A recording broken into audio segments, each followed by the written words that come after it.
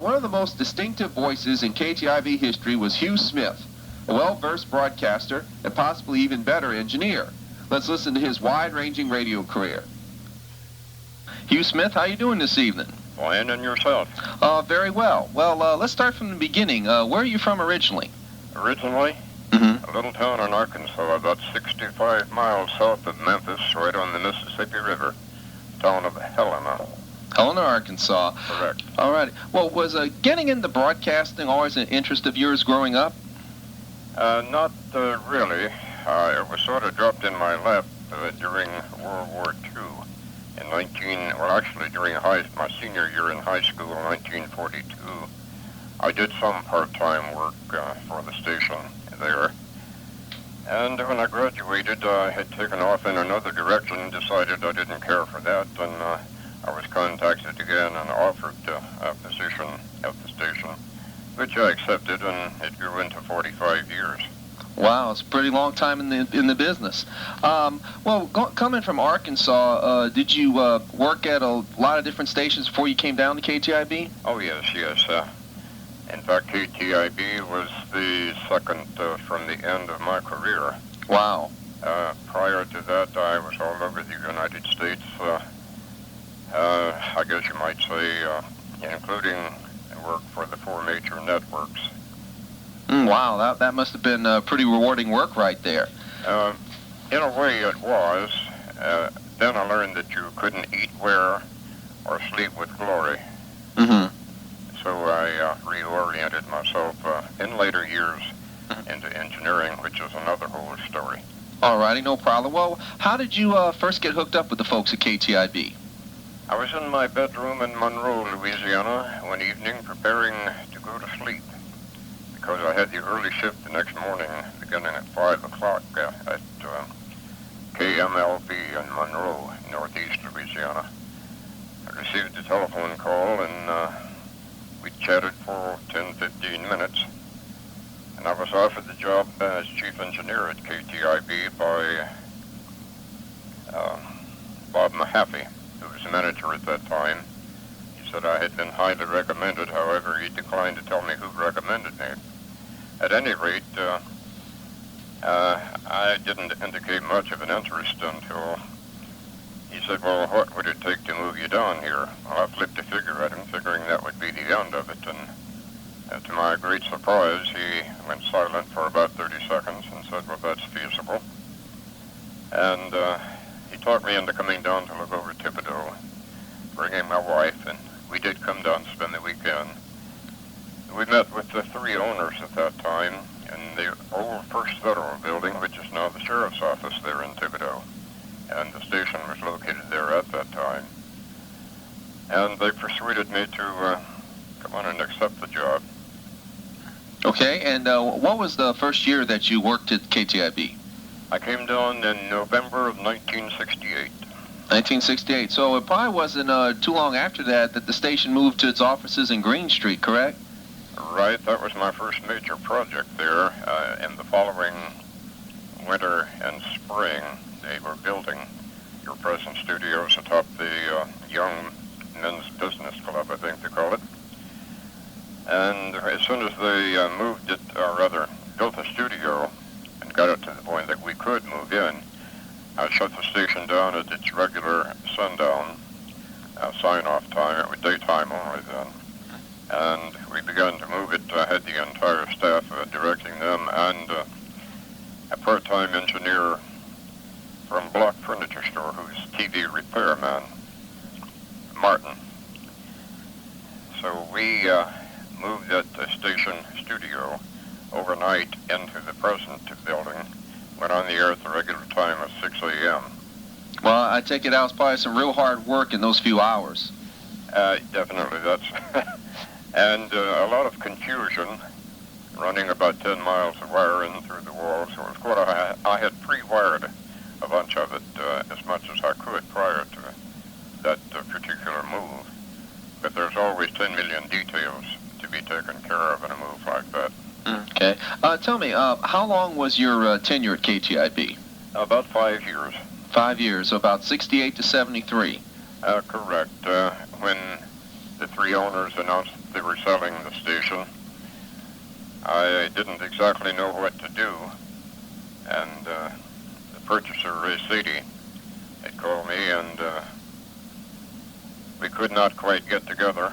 And about that time, KCIL called and asked me the same question that I had been asked to come to KTIB. So that opportunity opened, and I retired from KCIL, KJIN. You're at KTIB. Did you work with Marie Bergeron? I did. Marie is a wonderful person. I have the highest respect and regard for her abilities as a radio lady. Very much so. I'd like to also ask you about your working relationship with the three owners, Mr. Block, Mr. Jackson, and Mr. Larson. Take it the 5 years you're at KTIB, it must have been a pretty good working relationship with them. I think so. However, by the very nature of three different individuals, you were pulled in three different directions. No harm intended by the three owners, but I was constantly pulled in three directions, and it was very difficult to try to strike a course that was satisfactory to all three of them at any one given time. Mm-hmm. Now, this was as I became station manager within the course of that 5 years. I'd like to also ask you about another gentleman who I believed was at KTIB when you were here, Jim Swiler.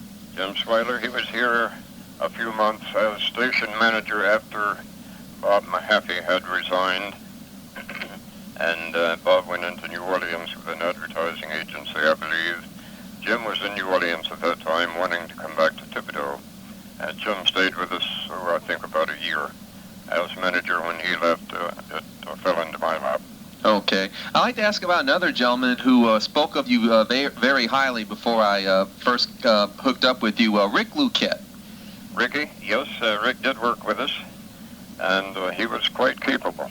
And he later went with Ray City at KHOM. Mm-hmm. Also, I believe another gentleman who worked with you, I think it would have been for the first few months the last few months of your tenure, John Rayner. Yes, John Rayner, when I hired him, he was in high school. In fact, he was so young, I think about 16. I had to get him a work permit before I could hire him and train him. He was very satisfactory, a very dedicated young man. In all the years you worked at KTIB and KCIL as well, did you have any real difficult chores you were asked to do when it was come to either maintenance or repair? Well, yes. The equipment was in fair shape when I came to KTIB. I whipped it into shape. The FM station was particularly bad, and that it was up and down the weekend that they had asked me to come down and interview for the job. I went out and looked at the FM station. They had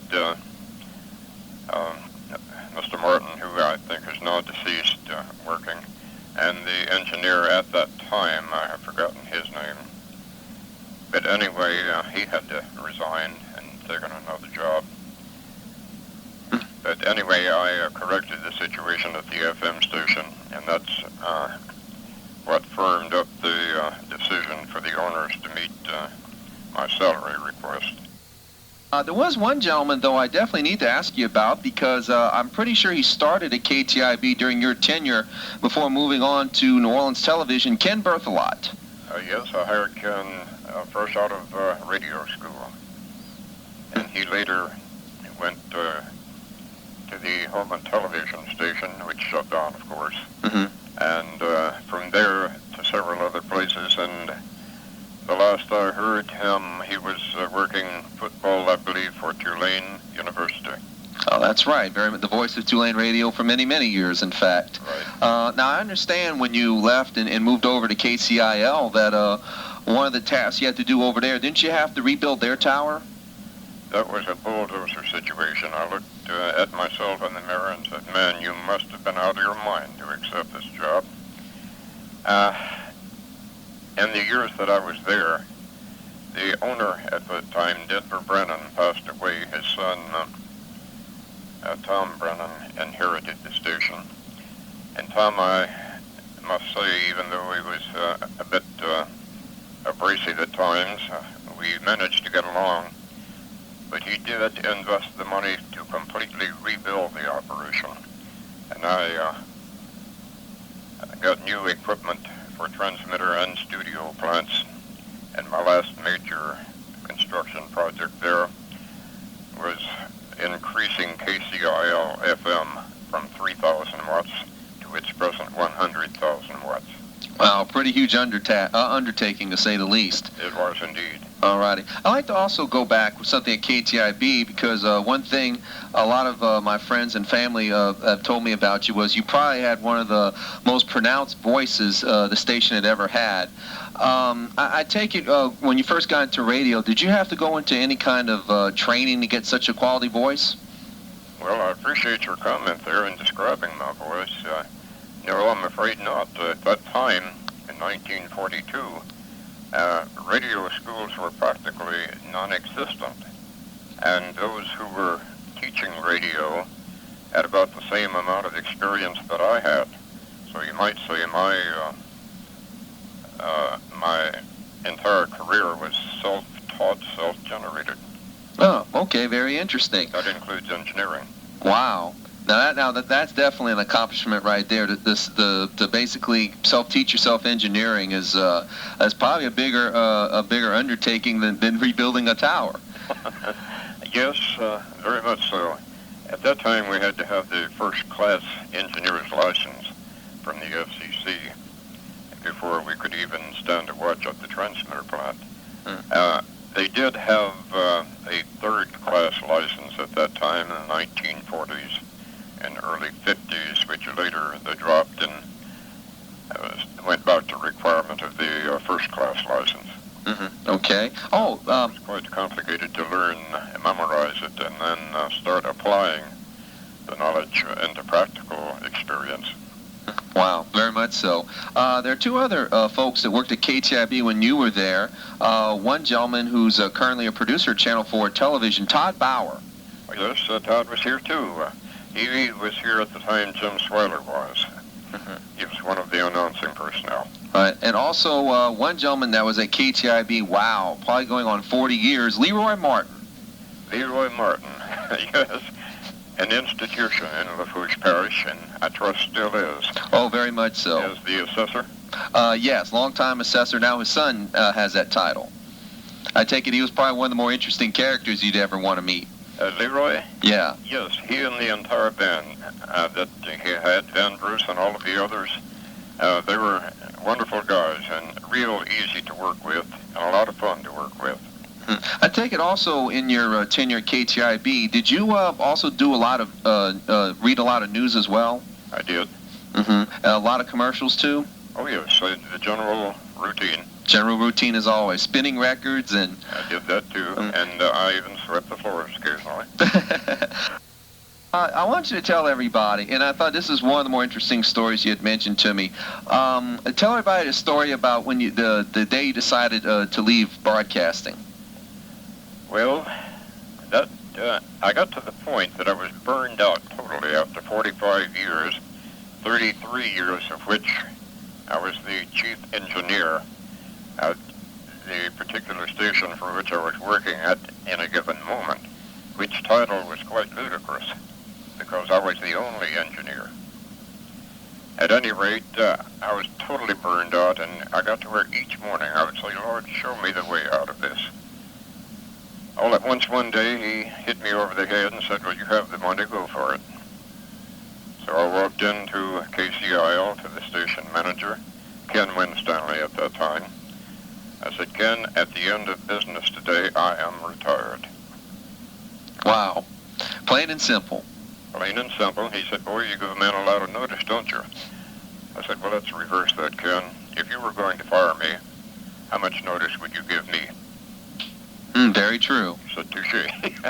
So anyway, we parted on amicable terms, and I have been retired totally ever since. Have not walked into a radio station since October 1st, 1987. Have you done any other kinds of work since then? None whatsoever. So you're just enjoying retirement? Totally. How long have you been living out of state now? You mean out of Louisiana? Right. Since let's see, I had to stop and think. Since January of 1996. Wow, so hopefully it sounds like life is going pretty well for you. Yes, after I retired, my wife and I had worked earlier in radio in Biloxi, Mississippi, at WLOX, which doesn't exist as that call letter. At any rate, my wife and I always came back to the coast every time we got a vacation. So when I retired, my mother was in a nursing home there in Thibodeau, and I couldn't move her. And I was sort of tied there until she passed away in the fall of 1995. And then immediately we found a place here on the coast that we liked very much, 3 blocks from the beach. And we bought it, and we've been here since. All right. Well, I'll tell you what, Hugh Smith, we greatly appreciate your time in this interview as part of our anniversary series. And before we go, is there anything you'd like to say to all our listeners? Yes, les bon temps roulés. Hugh Smith, a quality and skilled member of KTIB's first 50 years.